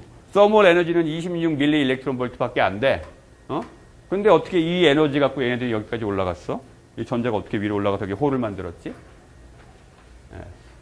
이상하죠? 부족해 보이잖아. 이 도펀트 에너지 레벨과 컨덕션 밴드까지 이 갭이 에너지 차이가 요 서멀 에너지보다 커요 지금. 근데 상온만 돼도 얘네들이 다 올라간다며. 왜 그러냐 이거야. 요거에 대한 답을 이제 이어지는 강의에서 할 거예요.